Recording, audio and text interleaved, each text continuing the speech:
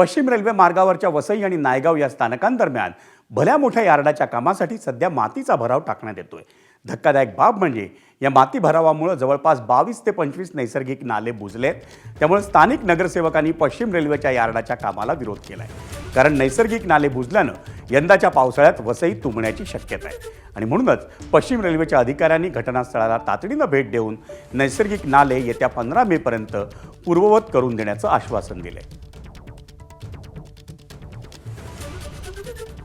ज्या ज्या ठिकाणी पूर्वीचे पाणी जाण्याचे मार्ग होते, नैसर्गिक मार्ग, ते भराव टाकल्याने जरी बुजवले असले तरी पावसाळ्यापूर्वी ते मोकळे करून देणार आहेत। आणि ज्या 2 कलवट आहेत तिथे 1-1 मीटरची बॉक्स कलवट त्यांची हद्द संपेपर्यंत करणार आहेत। पण तत्पूर्वी पावसाळ्यात पाणी जाण्याचे जे मार्ग होते ते पावसाळ्यापूर्वी आम्ही साफ करू आणि पावसाळी पाणी जाण्याचा मार्ग मोकळा करू आणि त्यामुळे पाणी तुंबणार नाही अशी त्यांनी ग्वाही दिलेली आहे। तर त्याप्रमाणे आपण त्यांच्याकडे कार्यवाही होण्यासाठी प्रयत्न करणार आहोत आणि ते करतील अशी आशा व्यक्त करतो आणि पाणी तुंबणार नाही। जे आता काम चालू आहे आपलं नायगाव आणि वसईच्या मध्ये, हे EMU स्टॅबलिंग सायडिंगसाठी आपण यार्ड तयार करतो आहे। तर ह्या इथं सगळ्या, कारण आपण 25व्या लाईन जी बांधणार आहे त्यामध्ये सध्याच्या ज्या सायडिंग आहेत त्या जागेवर 25वी लाईन बांधणार आहे। मग त्या सायडिंगसाठी त्यांना दुसऱ्या ठिकाणी लोकेशन करायसाठी ही जागेत अडथळा होत आहे।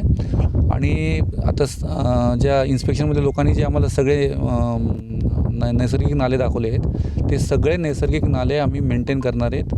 ऑन द कॉन्ट्ररी नवीन पोर्शनमध्ये त्यांची साईज डबल होईल, डबलपेक्षा जास्त, म्हणजे 3-3 मीटरचे आम्ही बांधत आहोत। ABP माझा, उघडा डोळे बघा नीट।